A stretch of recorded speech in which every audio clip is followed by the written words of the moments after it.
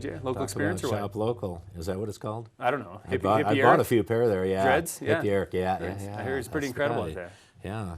All right. Well, he carries good product. All right, we're back here talking with Kirk Klanke about shoes and other things. But we left off last time talking about Denver taking 80% of the river, which is pretty startling. I mean, the river's gone. I mean, it's basically a trickle. Looks like Vasquez Creek probably at that point. Is that a fair comparison? It's not a river anymore. That's fair to say. Okay, so what are we hoping to accomplish here? Where are we in this process? Has there been some accomplishment or some progress made with the City of Denver? In the last year, we've got an agreement written with Denver that they will work with Trout Unlimited and some other entities to look after the health of the river. We define that by first spending money on scientists to figure out where the problems are, and then cooperatively working together to do projects that improve the health of the stream. And what makes a healthy stream? I mean, are they counting fishing holes? Are they counting how many? Do they count the trout that are in the? Most of the problems that we're facing right now are too high temperatures because it's the native width of stream bed, but it's spread out so thin with so little water that the water temperature heats up with the air. Kills the cold water fishery. The other is moving sediment. It takes water volume to create the velocity to move sediment. If the sediment doesn't move, you smother the bug life, and that's the bottom of the food chain. So when we look at a healthy river, we count how many bugs are in it, and we take temperatures.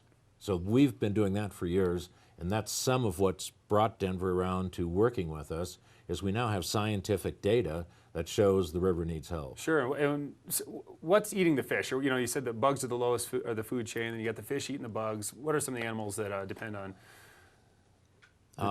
Rednecks. We got a lot of them up here. And the osprey. Sure. A lot of birds. Fish. Okay. The eagles. I've seen more eagles in the last 10 years than I did in my first 30 up here. I'm really pleased to report. Sorry. I don't know. That caught me off guard. Okay. Yeah. Back to the Eagles. I don't All right. always play fair. No worries. We'll stick with the Eagles. So the Eagles are eating some of the fish, and then so big snow year. We had a great snow year last year. 3 years ago, we had a horrible snow year.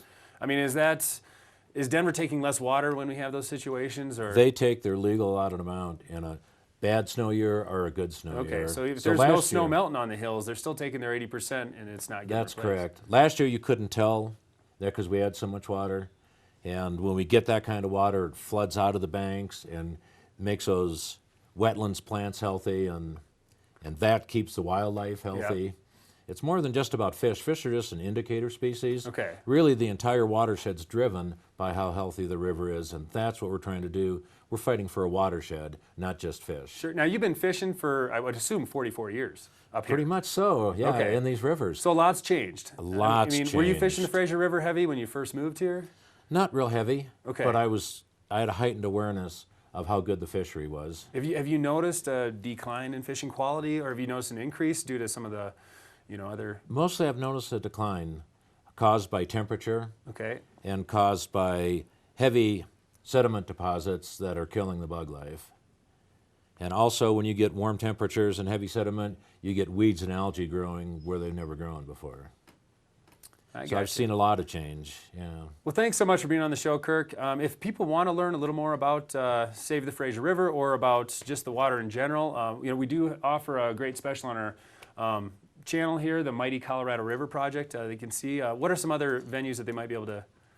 The Mighty Colorado program's an excellent one. Okay. And I've watched several of those episodes. Is there a website dedicated? There is a website. Our chapter has a website, coheadwaters.org. Okay. Colorado Trout Unlimited has a website, defendthecolorado.org. Either one of those will give you a good education on what's going on. Good overview. Well, thanks so much, Kirk. And you've obviously spent a great part of your life, on this cause and this purpose, and it's much appreciated by our entire community. And so with that, we're going to have to take a break and see what's going on with the weather out there. Fair enough. Fair enough. That was easy enough. Thanks. Thank you. Hi, I'm Joni Kiesecker. The mighty Colorado River is being tested year after year. Tune in to Grand County TV 18 for more interesting features, interviews, tips, and segments related to the water demands of the West.